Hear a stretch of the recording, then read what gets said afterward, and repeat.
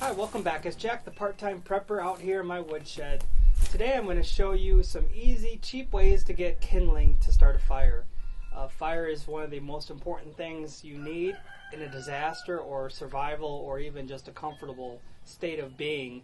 It's one thing a lot of people don't really think about. So I'm going to show just how easy it is to gather kindling, cheap, free, and it's all around us. So I'm going to go out in parts of my property and show you what you can pick up real quick and easily, what would make a good fire starter. Obviously logs and wood are important, and cats. But obviously starting a fire is not as easy as just grabbing a log and lighting it and it goes, unless you're getting one of those store-bought prepared. But out in the wild or out in nature, you have to make do with what's there. So I'm going to show how some old dead weeds and other grass make great fire starting.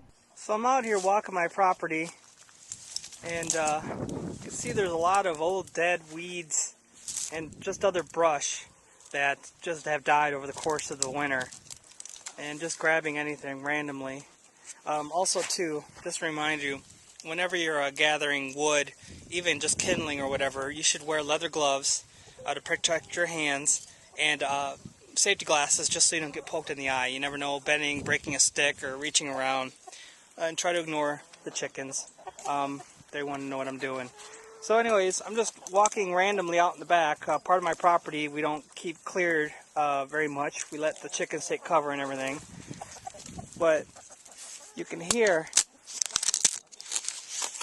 this is just a weed, dead weed. That crunch and snap tells you it's really dried out. This stuff is great kindling for a fire. Now obviously you'll need to get hot coals going, but for just fire starting, you can break them. Usually they're out on the ground, you can just pull them right out of the ground, they come right out. I usually just snap off the end. But it comes apart pretty easily. And you want to go for that crunch. It tells you it's good and dry. Now, of course, if you're just gathering stuff up and you're not needing to burn right now, this stuff will dry out. So even if it was a little wet, you can still get it. But all this would be great kindling, great fire starter. I'm not saying pack this in your car, but if you're burning wood and have a wood burning stove or a fireplace in your home, or you're just going to be outdoors a lot, just look for this kind of dead vegetation. It does light easily, it burns well, and it'll get a fire going. Obviously you'll need to get harder sticks, dried out sticks. Let's see if I can just find some random sticks here on the ground somewhere. Branches. Alright, watch out, chicken. Here's a good piece of wood just sitting on the ground. So that snapped. This is just a branch that had fallen maybe from this tree over the course of the last few months. I'm doing this handheld, but that good snap.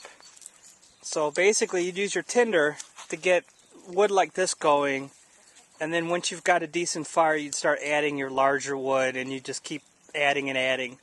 I'm not going to get into fire starting today in this video because I'm out here clearing, but I just want to kind of, show a cheap way. If you need to start a fire out in the woods or anything like that, there's usually a lot of vegetation, tree branches, things just on the ground that you can grab and start a fire. Now obviously if it was raining or if it snowed, that's a little bit different, although even in snow you could grab branches from a tree.